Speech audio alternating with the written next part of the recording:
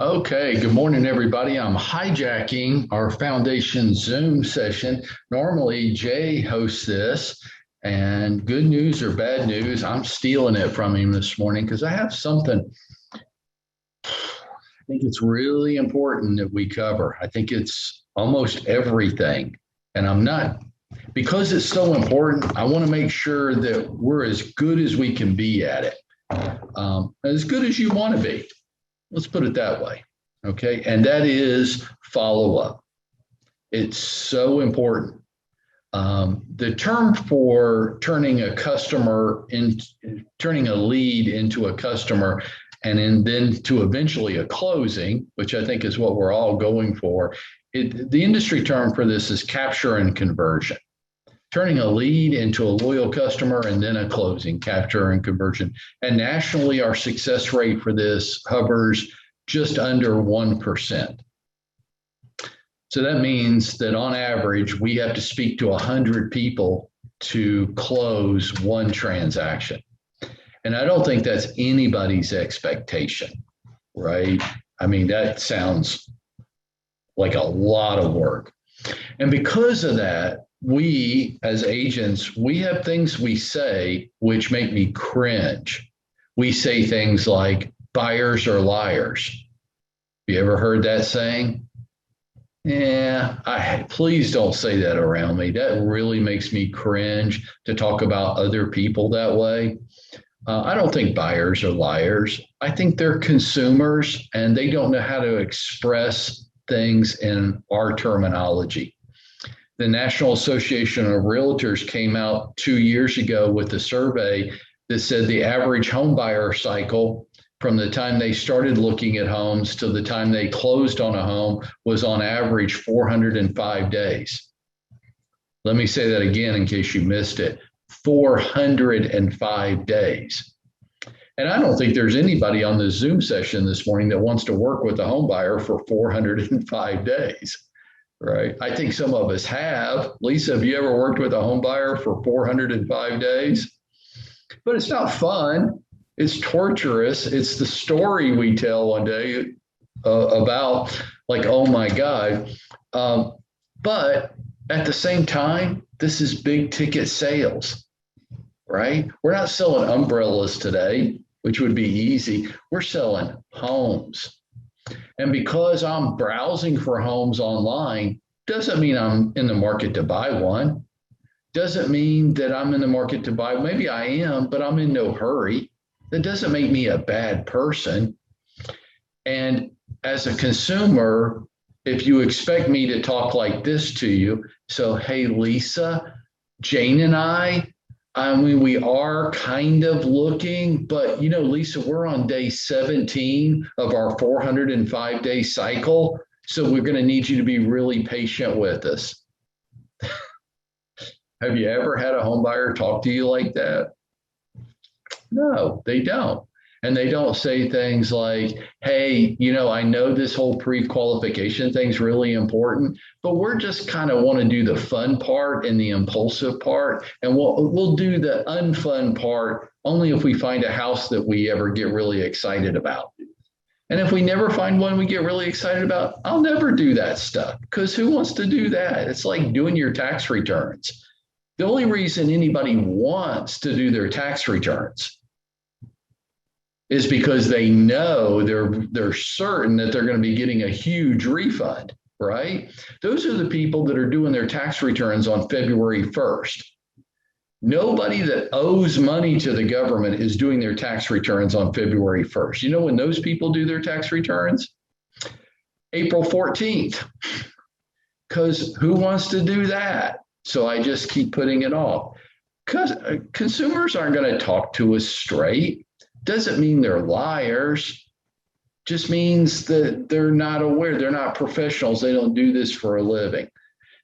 It's our expectations which have to be put into line. It's big ticket sales. It's a long timeline. If you don't like that, if you have bills to pay in October and you need business now, then I need you to tell me what you were doing back in April and May. Because if you weren't running effective marketing and follow-up campaigns this past spring, you don't have any closings now. That's how it works. And that can be really frustrating and disappointing and honestly just very stressful to a lot of us because I do have bills to pay now and I wasn't doing anything in April and May. So now I'm in a bind. I don't really have a great answer for that. My answer for that is if we don't start doing those things today, then 4 to 6 months from now, you're going to be still saying the same things. So at some point, we have to change our behavior to get different results. And I know all of you know that. So I'm going to move on. The next part I want to touch on with this is a key thing because we are in the South. We are, and we are so deathly afraid of offending somebody. Man, if you're in Manhattan, anybody from New York or Chicago, just raise your hand here.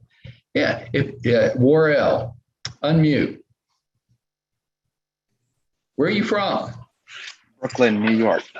Brooklyn. Oh, this is great. Warrell, we're in Brooklyn. You're behind me. We're at an intersection. We're sitting there at a red light. The light turns green. I'm looking at my phone and not paying attention. Tell me what you do in Brooklyn. On the horn. You honk the horn? No, lay on it. Go beep? No. What do Brooklynites do? They lay on the horn. They lay on the horn. Are there any hand signals that might go along with it? A few, yep. A few choice adjectives that might be expressed? Mm-hmm. Not in Atlanta, Georgia. In Atlanta, Warrell might go, beep, hey, it's green. Would you mind, if it's not too much trouble, would you mind please pushing the accelerator and going? And I'm sorry if I offended you. It's the difference in cultures. Now, that's an exaggeration, but in Atlanta, if you lay on the horn at somebody, you better be prepared to fight. In New York, well, if I was prepared to fight every time somebody laid on the horn at me, would I just be in fights all the time? All day, every day. All day. Much more confrontational culture. Down here, we're so deathly afraid of like anybody feeling like I was stalking them or I was inappropriate. Folks, let me share this with you. Frequency is not annoying. Frequency isn't annoying. Irrelevancy is annoying.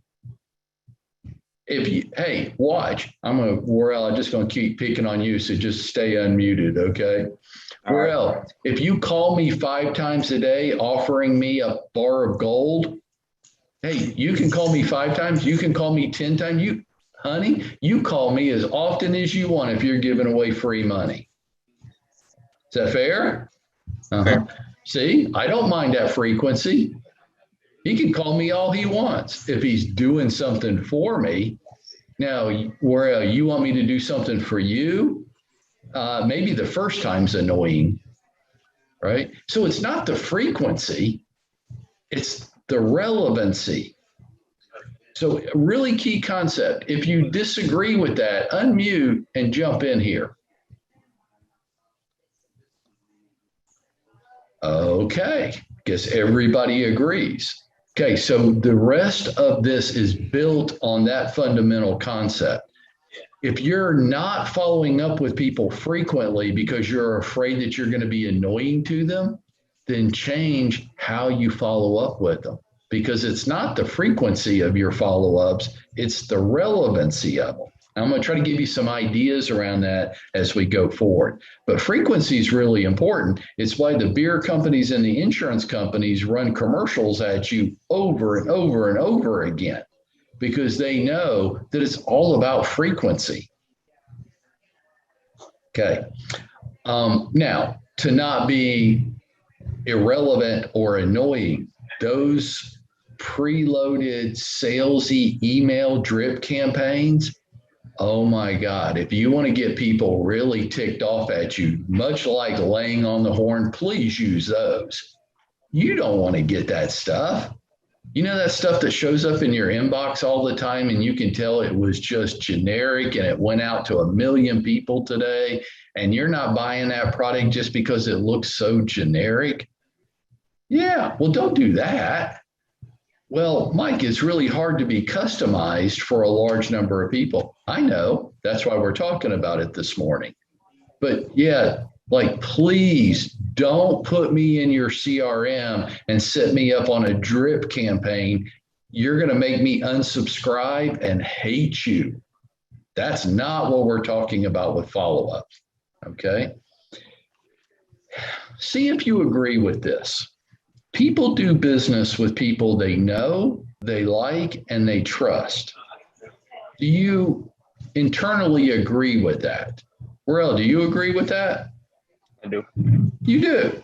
Okay, good. Then it has to be you. It can't be some third party, generic, crappy thing. It has to be you. Or the way I like to say it is, well, I want to see that you have all your teeth. Okay. Okay. See, he has a nice smile. He does. He's not a wacko. He's got a collared shirt on and a tie today. He's got a nice smile. He looks like a reasonable human being to me. Is he? I don't really know, but I know what crazy looks like. You just know it. I can't describe it. It's like pornography. You know it when you see it, right? That's the definition of pornography. I'm sorry to compare you to pornography, but you look like a reasonable guy to me. Okay, that's a critical moment. If you look like a whack job, then you're not credible, and now you're irrelevant. It has to be you if you agree with the fact that people want to do business with people they know, they like, and they trust. I'm going to tell you a 20-second story right now, and then I'm going to give you a 10-step follow-up campaign that each of us could implement at zero cost. If we wanted to, we could. This weekend, I played in a golf tournament, which I won, so give it up to me, huh? A little smattering. There we go. Thank you, Tracy. The rest of you. Okay, so Saturday, I get paired up with this guy. I don't know the guy, never met him before. We're on the third hole and we're waiting, and he's just doing so what do you do as a conversational note, right? Okay. So I said, well, I own a real estate company. He goes, oh, which one? I said, a Century 21, but mostly residential stuff. And then I just keep going. And he stops me. He goes, Century 21 office? I'm like, yeah. He goes, do you know Bob Clarkson? And I'm like, yeah. And he goes, well, we had Bob sold our house. And then it clicked with me who he was. Remember the story I told you about how Bob made $105,000 in commissions off one phone call? It was that guy. I remember it, but I didn't put two and two together. I was like, oh, you're the guy. He goes, yeah. You know what he said next? I'm going to quote him. He says, Bob didn't deserve that. Well, I wasn't prepared for that. I was like, yeah, okay. He goes, but he was such a nice guy, and he stayed in contact with us for like 5 years. He goes, I own 2 or 3 companies. I just really respected that. So we gave him the business. I'm like, well, thank you. We really appreciate it. And he goes, well, he didn't deserve it. I'm like, no, he did not deserve it. He goes, but, nice guy, good follow-up campaign, really appreciated it. Bob tells me this morning, oh, yeah, I have a great follow-up campaign. I'm like, no, you don't. You have a follow-up campaign. Let's don't call it great. But absent everybody else not having one, yeah, your mediocre follow-up campaign actually looks good because nobody else has anything. The dude made $105,000 off of a phone call 5 years ago. Now, look, I get it because I am you guys. I've lived it. We have bills to pay in October and we need deals now. And I don't have answers for you on that.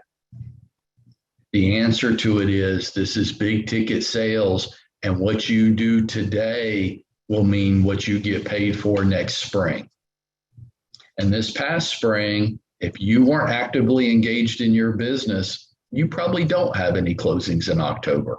And that's really stressful and filled with a lot of anxiety. And I know that, and I don't have an answer for you other than let's get to work today so that you'll have these opportunities in the future. The other thing I want to note with you is the biggest expense in your lives, and there's not even a close number two, and real estate agents all over Atlanta, they're so expense focused. What you pay Century 21, what the cost of gasoline is, all your other expenses, right? You're so hyper aware of that.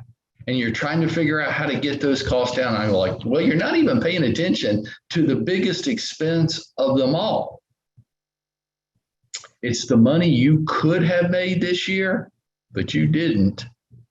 And what I wish, I don't know how to do this. If I did, I would implement it and it would change everything for us. If each of us, me too, got an invoice every year for the money I could have made, but I didn't, oh my God, I'd lose my mind.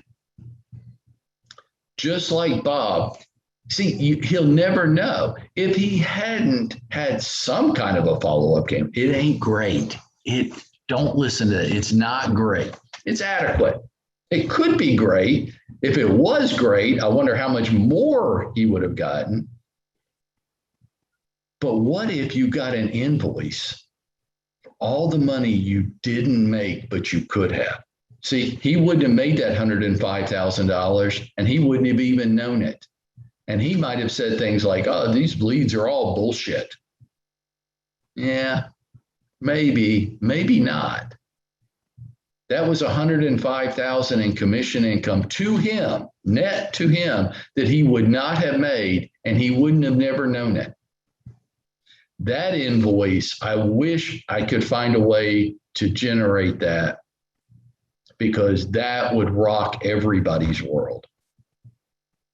Okay, so I want to give you a 10-point follow-up campaign right now. You could implement this. There's no cost involved here, or very minimum cost, less than a cup of coffee. The only reason I can think why we wouldn't implement all 10, we just don't want to. Number one, okay, so I'm going to talk about myself as the lead, the opportunity, the prospect, and you just came in contact with me today through whatever means you have of generating prospects. If you don't have any means of generating prospects, that's a whole separate conversation, and we need to have that ASAP. But you've come in contact with me. There's two types of people in the world. There's unmets. They're all the people on the planet that you've never met, never had a connection with. They have no idea who Worrell Thomas is. And then the other list, which is much smaller, is the Mets. Worrell, I've come in contact with you. I'm aware that you exist on this planet. You're not a friend, but I know who he is. Okay. Our job as agents is to turn unmets into Mets. Now, once I become a Met for you, Worrell, now you've got to get in the flow with me, right? I've got to feel connected to you. I've got to be aware who you are. Ideally, you're the top of mind, credible expert when it comes to real estate. Just like that guy said, Bob didn't deserve that.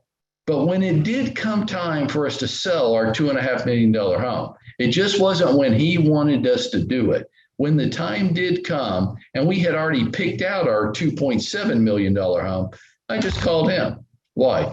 The kid just did a good job of staying in contact with us. So I appreciated that. I admire that. I own businesses. That's what we're going for. Okay, number one, as soon as you come in contact with me as your prospect, add me to your CRM. Your phone is not a CRM. Your phone can't do anything for you. Your CRM can. Add me to your CRM. For us, I don't care. There's dozens and dozens of them. There's not a perfect one. If there was a perfect one, I'd go buy it and give it to all of you. Century 21 has one called Business Builder. They have another one called Zap. They're good, they're bad, they're strong, they're weak. I mean, you could say that about all of them. I say use the free one. until the free one doesn't do what you want it to do, and then come talk to me and we'll find the one that does do. If you're buying one right out of the gate, you're a sucker. Don't buy it until the one you have for free doesn't do what you want it to do anymore. Add me to your CRM, number one. Number two, text me a 10-second video message. Folks, 97, 98% odds that whatever phone number you have is a cell number. You'll run into every once in a while it's a landline, but it ain't that much anymore. So text me a 10-second video message so I can see you have all your teeth. I can see you're a reasonable looking guy. Why? Because in our business, there's a lot of whack jobs in our business, isn't there? Maybe you're one. If you're a whack job, don't do this. Don't let anybody see you. But for almost everybody that I can see on my screen, you look like reasonable, competent people. Do I know you're competent? No, you just don't look like a whack job. Text me a 10-second video message. Okay, we're out. Unmute. Tell me what your 10-second video message would sound like. Well, the one that I normally use, I found out is boring this morning. So, but it would just be something like, "Hey, it's 4L. Tried to reach you. I'm a realtor with Century 21. Showed some interest in a property and just wanted to see how I could best help you out." Right. Now, if Warrell's a whack job, I'm deleting that text and I'm never calling him again. But now, is this everything? Nothing's everything. Like, if you make this mistake, you're crazy. I'm going to pick out one or two of these things, and that's what I'm going to do. One or two of these things doesn't work. It's like baking a cake and saying, well, I'm going to leave out the flour. I mean, you're going to get something. I just don't know what that's going to be, but I don't think it's going to look anything like a cake. Well, I left out one ingredient. No, you got to use all the ingredients. All of them working together turn out to be the cake. Leave something out in there. I don't know what that's going to be. Number three, send me a handwritten note with your business card enclosed. Well, that's not edgy enough. That's not mind-blowing enough. None of these things are. It's the power of putting them all together. Send me a little handwritten. Your handwritten note would say the same thing basically that your text video did. I'll just get it 2 or 3 days later, or with the state of today's U.S. mail, 3 or 4 months later. But I got 405 days, so that's good too. Connect with me on social media, Facebook, Instagram, LinkedIn. Go find me. Well, there's more than one Mike Prewett. Then friend request all of them. What do you care? Until you get to 5,000 connections, what do you care? Then if you'll do that and you're posting relevant stuff all the time, which I know you are, say yes every day, Mike. Yes. Lisa Lewis is great at this. Then when Lisa does her Thirsty Thursday videos, I'll get them. And I'll start to like Lisa because I'll go, this gal's a little wacky, but she's like good wacky, my kind of wacky. Connect with them on those 3 social media platforms. If they're a seller, you might send them an email with some recent comps in their neighborhood. Hey, Lisa, after our conversation today, I just started browsing around. I thought you might like to see some recent sales in your community. Am I putting it in the form of a CMA? I might not do that yet. I might keep it light and breezy at first. If she was a buyer, I might reach out to her with a link to my website and say, hey, Lisa, if you'd like a more effective way of shopping for homes that are really available on the market, you can always use my website. Now, here's what some people do, and I just can't disagree with this strongly enough.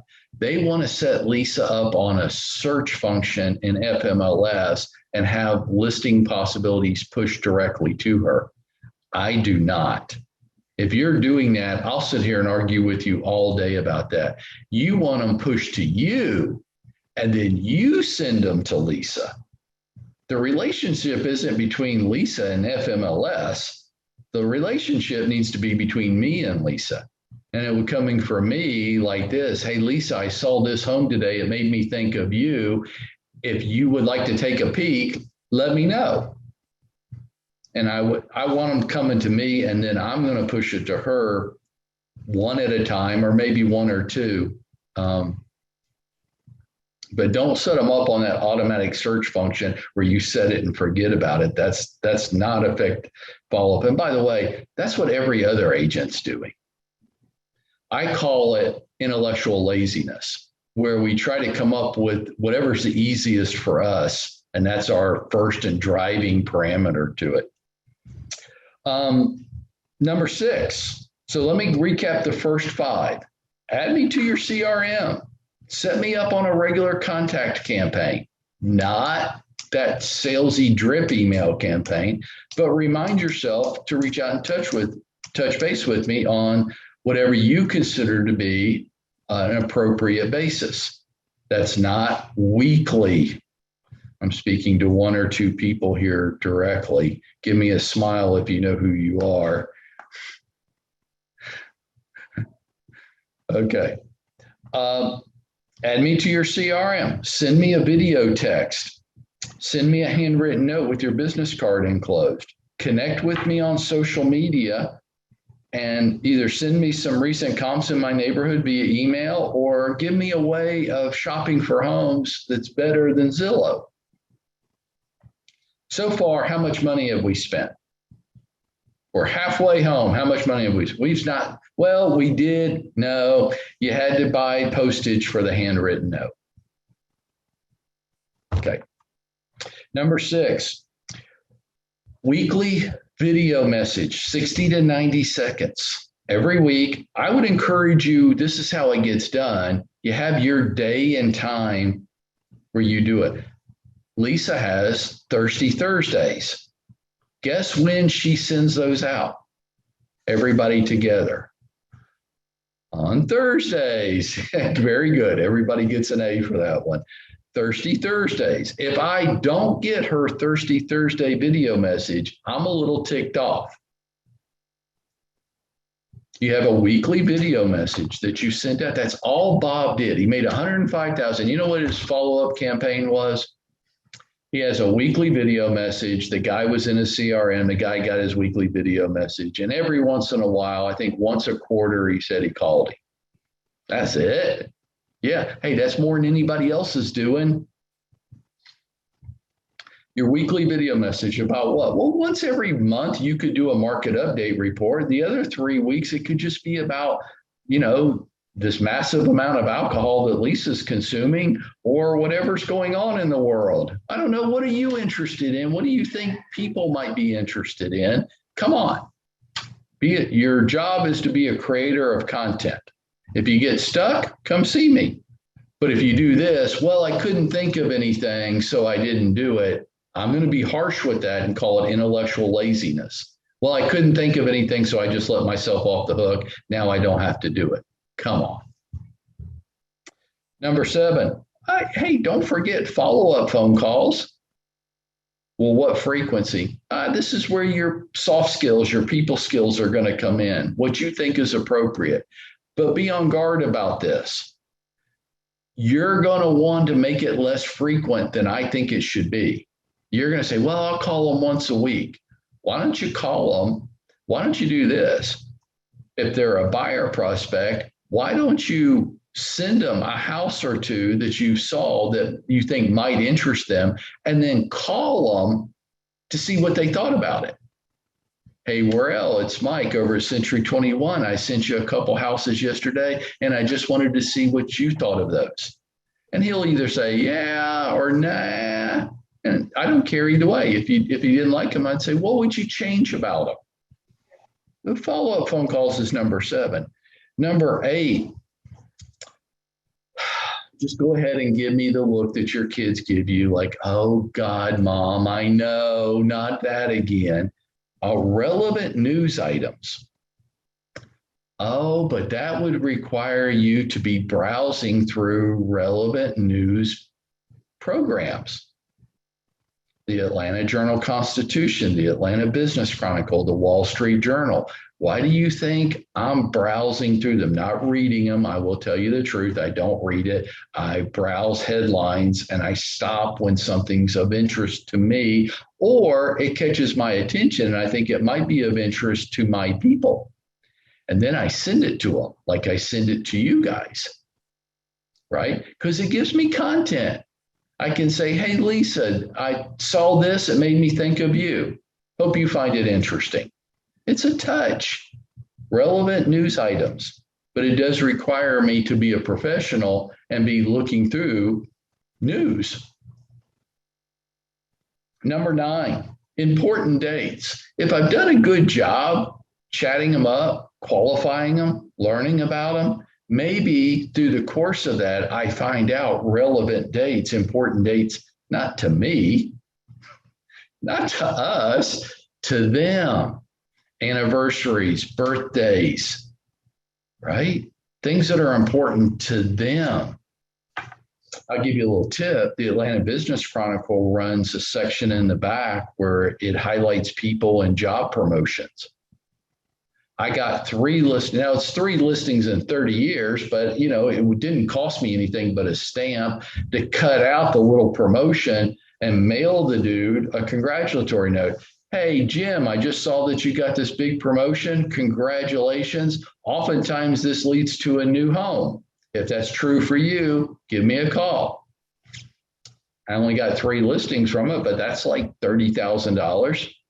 What did it cost me? It cost me $1.50 to do it. Number 10, your own personal introduction video. Now, some of you have this. Almost none of almost very few people, the rest have not. And you need to. And this is your video. Rob will help you with it. Who are you? Why are you selling real estate? What are you all about? Who are you? That's what your introduction. It should be 2 to 3 minutes. Hey, this is Mike. I'm with Century 21. Here's who I am. Here's what my life looks like. I'm looking forward to helping you. Do you have your own personal introduction video?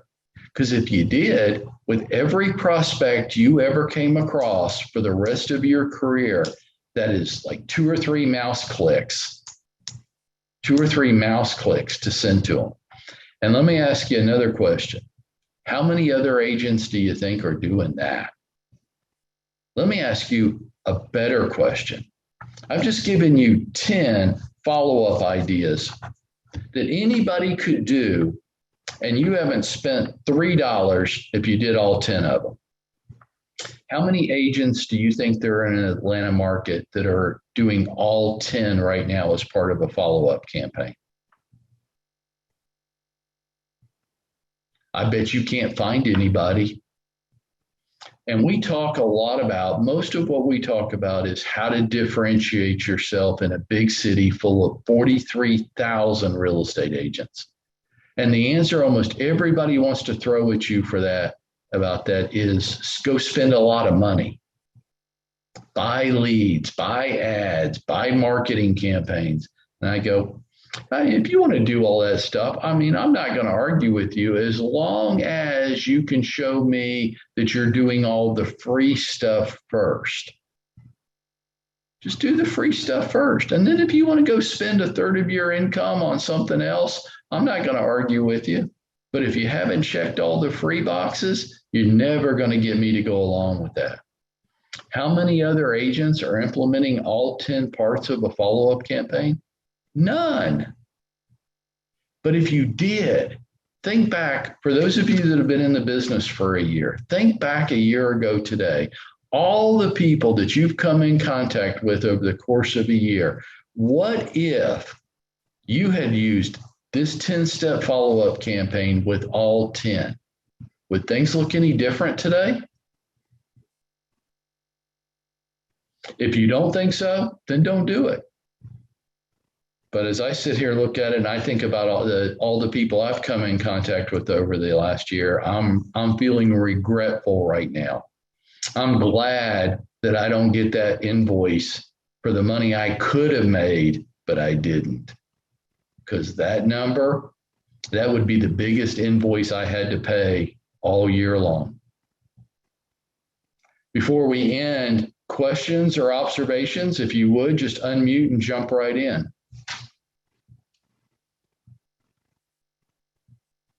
Okay, then I'm going to assume that I have covered this adequately. And if you have questions of a more personal nature, that you'll come see either Jay or I, and we'll be glad to help you with it.